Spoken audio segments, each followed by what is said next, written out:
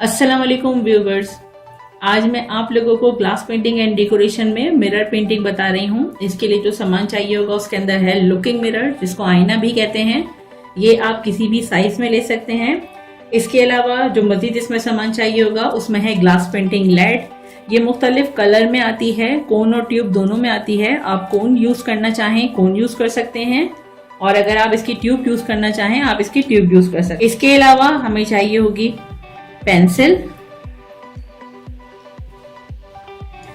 Brush. आप इसमें flat या राउंड ब्रश दोनों यूज कर सकते हैं, और इसके जो नंबर हैं ये आपके डिजाइन के ऊपर डिपेंड करते हैं।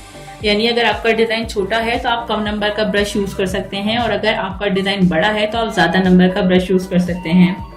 इसके अलावा चाहिए होगा ग्लास थिनर, ब्रश को साफ करने के लिए, या कभी आपके हाथ पे अगर काम करने के दौरान कलर लग जाता है तो वो ग्लास थिनर से साफ होगा।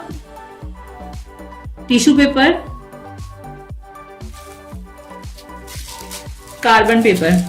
कार्बन पेपर मुख्तलिफ कलर्स में आते हैं, जैसे red, yellow, blue, black, white.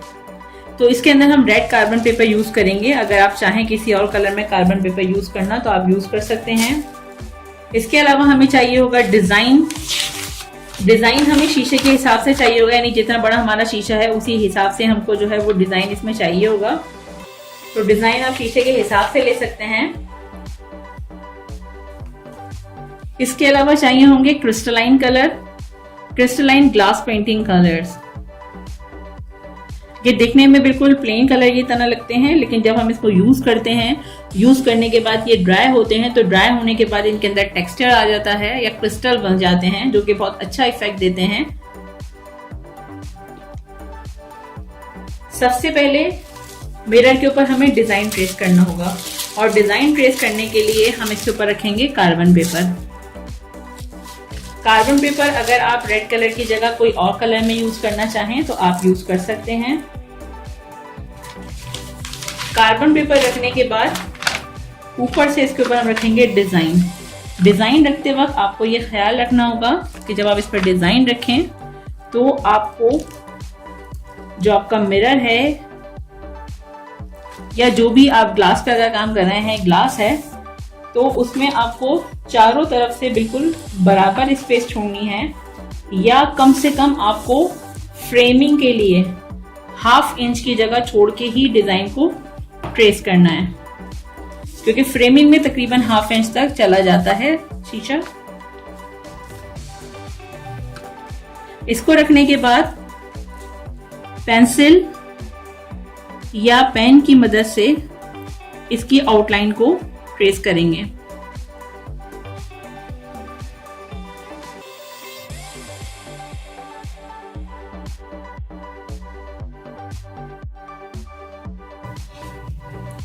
पूरा डिजाइन ऐसे ही ट्रेस होगा। डिजाइन ट्रेस करने के बाद अब इसकी आउटलाइन बनाएंगे।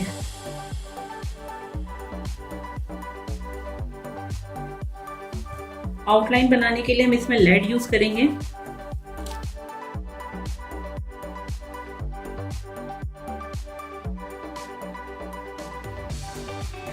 लेड की नोक को शीशे के ऊपर जमा के चलाना है।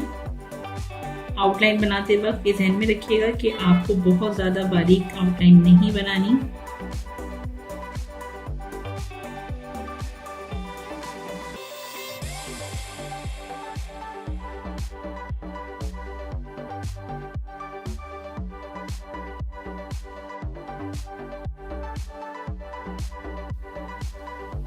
अगर कहीं गलत लेड रख जाए या कहीं से लेड फैल जाए तो इसको आप थिनर की मदद से साफ कर सकते हैं।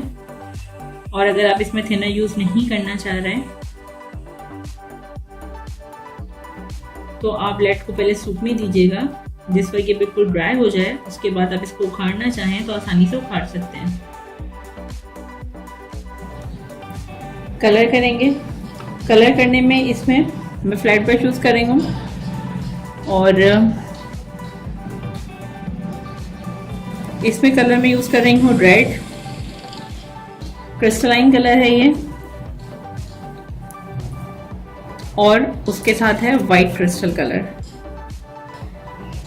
क्रिस्टल का वाइट कलर मैं लगा रही हूँ और क्रिस्टल का जो ये वाइट कलर है, ये जिस वक्त ड्राई होगा तो इसमें भी क्रिस्टल बनेंगे और बहुत अच्छा सा इफेक्ट देते हैं इसके क्रिस्टल। आधे से ज़्यादा हिस्से के अंदर मैं क्रिस्टल का वाइट कलर लगा रही हूँ। ये नीचे की तरफ से इसमें क्रिस्टल का रेड कलर लगा रही हूँ।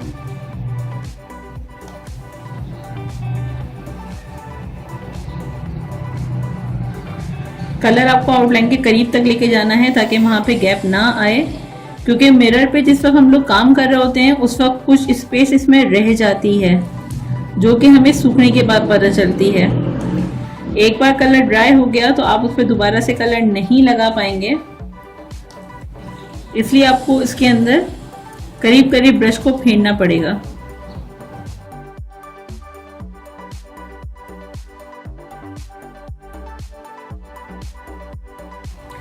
टिश्यू पेपर से ब्रश को साफ करते जाइएगा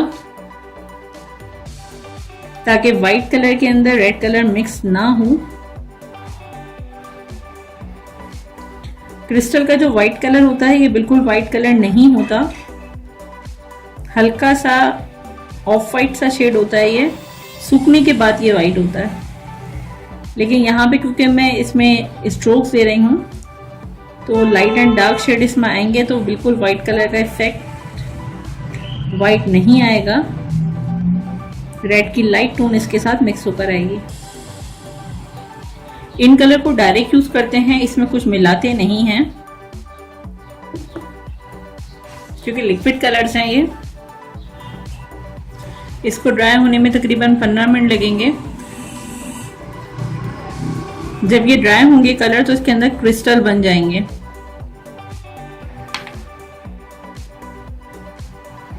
आप एक एक पेटल में कलर करना चाहें एक एक पेटल में कलर कर सकते हैं। मैं यहाँ पे 2 से 3 पेटल में एक साथ कलर कर रही हूँ। अगर आप 2 से 3 पेटल में एक साथ कलर लगाएं तो स्पीड से काम कीजिएगा, क्योंकि कलर को सूखने से पहले पहले आपको इसमें शेड देना है। अगर पहला कलर आपका सूख गया और आपने शेड नहीं दिया तो ये खराब हो जाएगा, इसमें पैचेस आ जाएंगे। या तो आप एक एक पेटल के अंदर कलर करें, उसके बाद दूसरी पेटल में स्टार्ट करें कलर।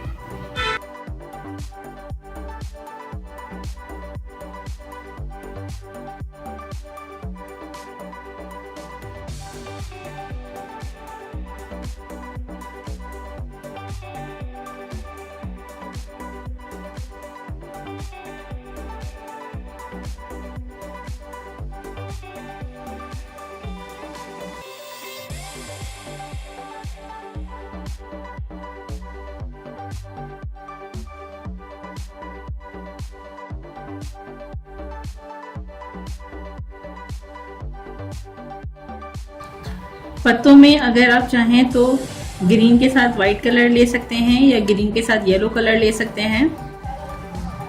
यहाँ पे ग्रीन के साथ ऑलिव ग्रीन का शेड लिया है, यानी दोनों शेड ही ग्रीन के हैं।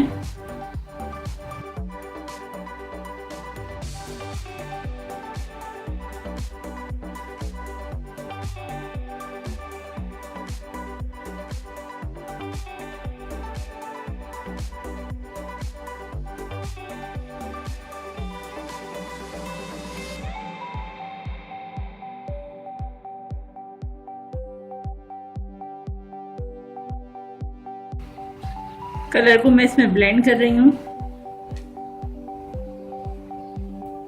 आप अगर इसमें स्ट्रोक्स देना चाहें तो कलर से स्ट्रोक्स भी दे सकते हैं। सारे लीफ ऐसे ही बनेंगे। यहाँ पर अब जब देखो कलर हमारा ड्राई हो जाएगा तो इसके अंदर गोल्डन कलर की लेड यूज करेंगे।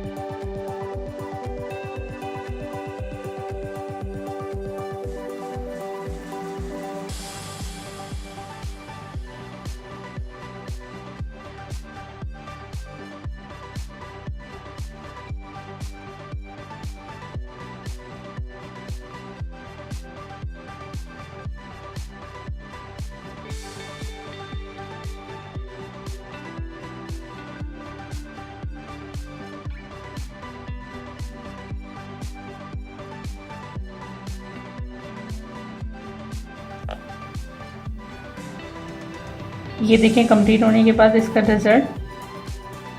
और इसके अंदर ये यहाँ पे क्रिस्टल्स बन चुके हैं।